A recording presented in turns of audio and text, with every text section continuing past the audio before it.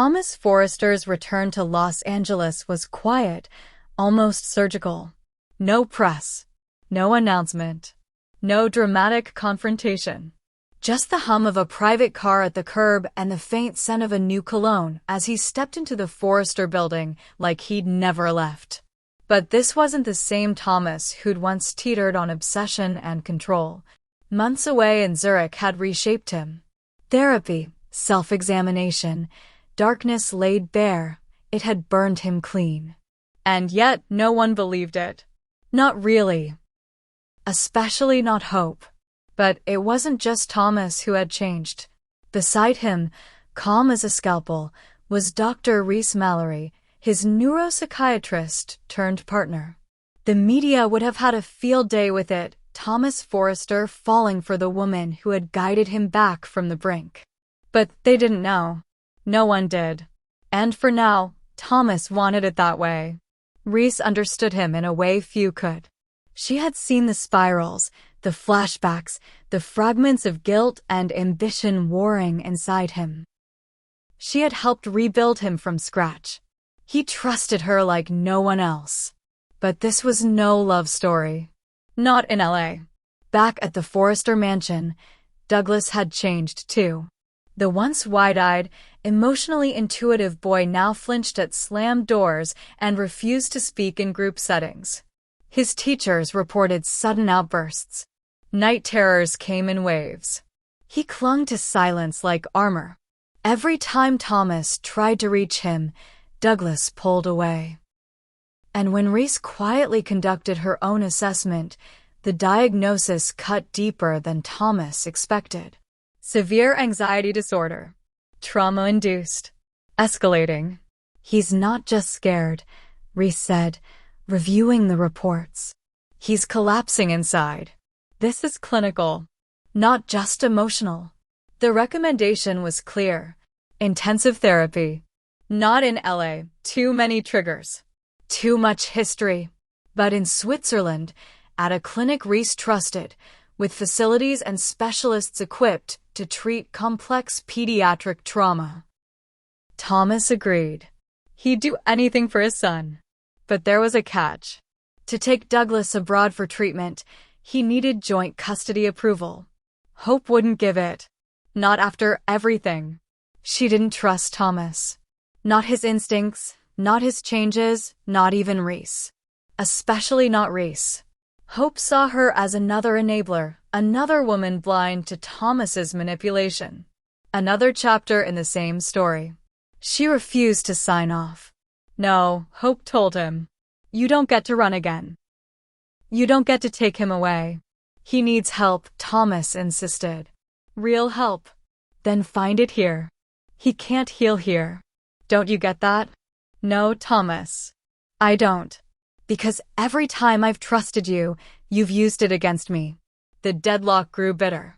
In a desperate move, Reese suggested a third option, temporary guardianship. If Hope wouldn't agree to send Douglas abroad, maybe someone else could act in loco parentis. A neutral figure. Trusted. Stable. Close enough to family, but not in either parent's corner. Brooke.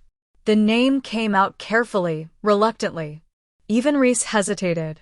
But Thomas, surprisingly, agreed. Brooke Logan had always been fierce about protecting children. She'd stood by Douglas before. She wasn't Hope. She wasn't him. Maybe Douglas would listen to her. Reese drafted the paperwork. Thomas signed it. Temporary legal custody to Brooke Logan for the sole purpose of authorizing medical care abroad. That night, everything changed. Hope exploded. You handed him to Brooke? Without talking to me. I did talk to you.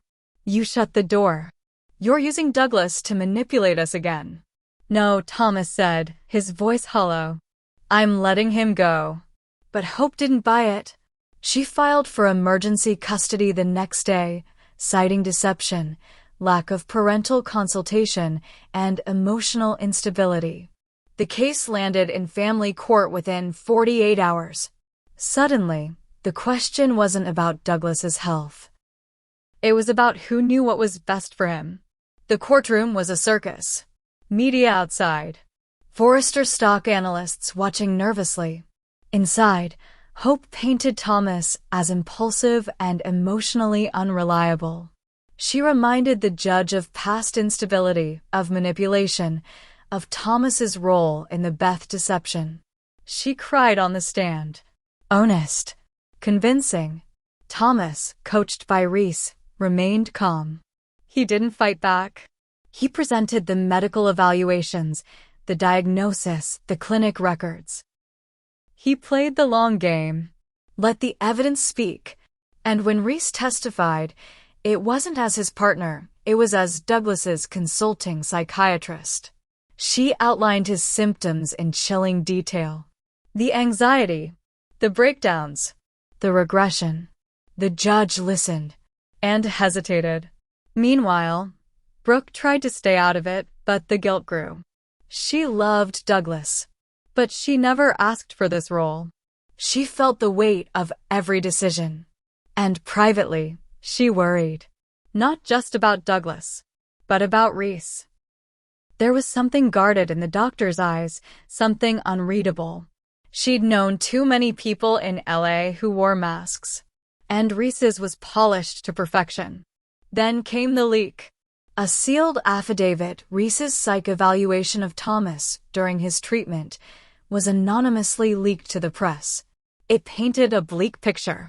Mood instability, obsession with legacy, inappropriate attachments. The court demanded answers. Reese denied leaking it. Thomas believed her. Hope didn't. The leak changed the tone of the trial. Public opinion turned. Thomas Forrester unfit, the headlines read. Spencer Publications ran the story relentlessly. Bill didn't bother hiding his bias. Brooke begged Hope to slow down, to think about Douglas, not vengeance. But Hope wasn't backing down. He's not safe, she said. And I won't lose my son to his father's next breakdown. And then Douglas spoke. In a surprise move, the judge ordered a closed session with the child. A child psychologist sat with him. No parents. No lawyers. Douglas told the truth. That he felt torn. That he hated being a reason for fights. That he was scared all the time. That he missed Switzerland, missed the quiet, missed the days he could sleep without waking up crying. That when he was with Thomas, it was calm. Not perfect, but calm. He wanted to go back. The next day, the judge ruled. Custody would remain joint. But Brooke's temporary guardianship was upheld, with explicit authority to approve treatment plans. Douglas would be allowed to return to Switzerland under Brooke's watch. Hope was devastated. Thomas didn't celebrate. He simply packed his son's things, kissed him goodbye, and handed him over. Brooke left with Douglas and a Forrester bodyguard to ensure safe arrival. But the damage was done. Hope severed ties with Thomas. Steffi, trying to keep the family together, warned everyone. This is just the beginning. Because across the world, in Switzerland, Douglas's case was being followed by a new medical director, someone from Reese's past. A neurologist with ties to controversial behavioral conditioning programs. Someone who once lost their license for experimental treatment on minors. And Reese knew. She had tried to bury it. But now, her past threatened to destroy everything she'd built with Thomas and everything Douglas had gained. And someone else was watching. From a high-rise office in Monte Carlo, a silent partner was tracking the entire custody case. A man with an old grudge against both Forresters and Logans. A man who once loved Taylor Hayes. He was ready to return. And he wanted Douglas. For himself. The clinic nestled in the Swiss Alps was pristine, private, and cold in every sense. Douglas stared out the window of his room every morning, watching snow collect in silent heaps outside the glass.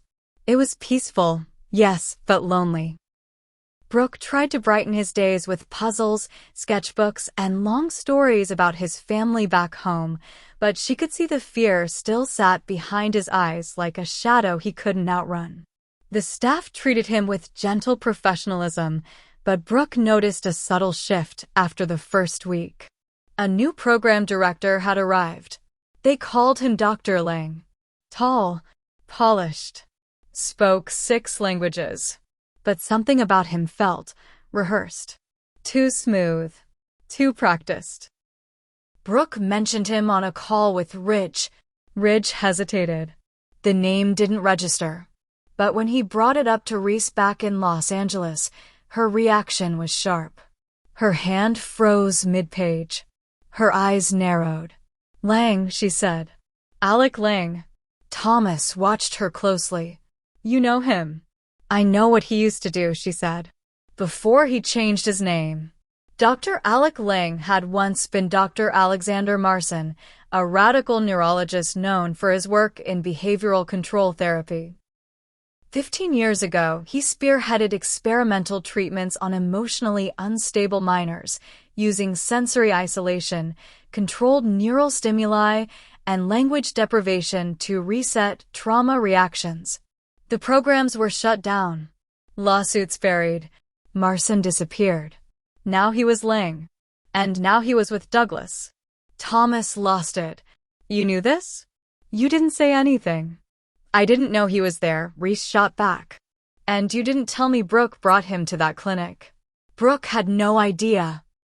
She had been assured by the clinic's board that the child psychiatrist overseeing Douglas was credentialed and vetted. They never mentioned Lang. They never said anything about the change in staff. By the time Thomas tried to call the clinic, his access had been revoked. Reese's credentials were blocked. Brooke's phone went unanswered for 2 days. Ridge took the next flight to Zurich. But someone else got there first. Julien Deveau, the former Parisian fashion mogul. Longtime Forrester rival. And secretly, Douglas's silent sponsor at the clinic. The man watching from Monte Carlo. The man who had once loved Taylor Hayes and lost her to Ridge. He had invested millions into the Swiss facility under a shell company name. He had brokered Lang's return. And now he had Douglas.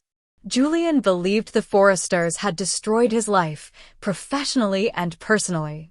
He wanted their legacy to rot from the inside.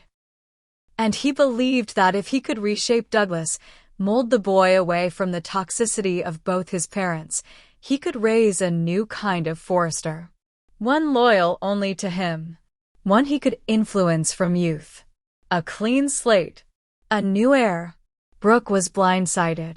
Julien arrived at the clinic unannounced, walking the halls like he owned them, which, technically, he did. She confronted him in the main atrium. Why are you here? To protect the boy, he said smoothly. From the poison of his past. He doesn't need protection from his family. Doesn't he? Julien smiled. He needs direction. Structure. Peace. Something no Forrester or Logan has ever given him. Brooke threatened to remove Douglas immediately.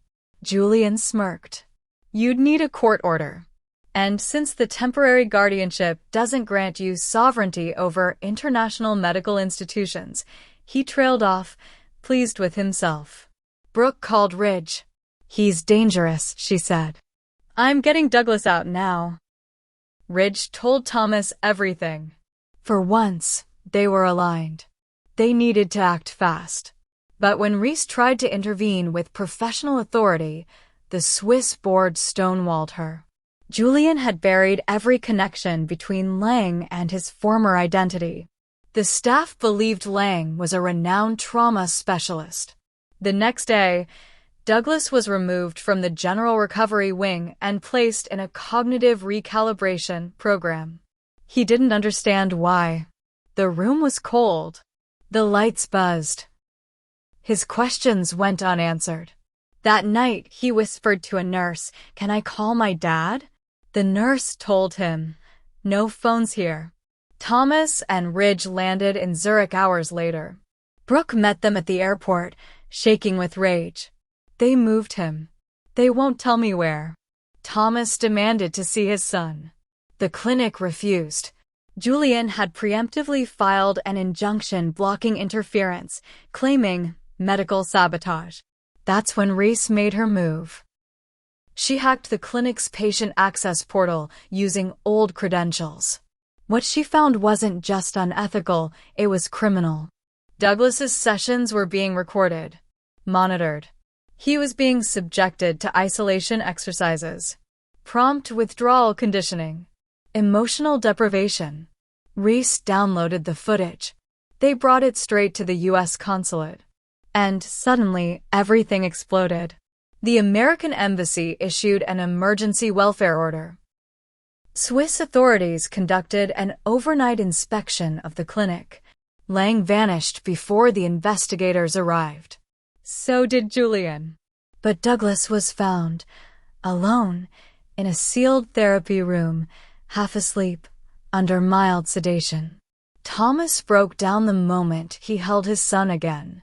"I'm sorry," he kept saying. "I'm sorry." Brooke returned to LA with Douglas. The footage went viral. Spencer Publications ran the headline, "Inside the treatment that almost broke Douglas Forrester." Hope didn't speak to anyone for a week. Then she showed up at Thomas's door. "I don't care who has custody," she said. "I just want him home. Safe." And for the first time in years, Thomas didn't argue. He just nodded. They agreed to joint care. No lawyers. No court. Just a boy. Back at Forrester, the scandal took its toll. Investors pulled out. The brand suffered. But the family tightened ranks. Ridge gave Thomas a new role overseeing children's fashion. Hope and Thomas started working side by side, carefully, awkwardly, but civil. Douglas began smiling again. But the war wasn't over. From a private island off the coast of Corsica, Julian DeVoe watched the fallout unfold. He still had files. Still had evidence. And Lang wasn't gone. He was just waiting. And next time, they wouldn't see it coming.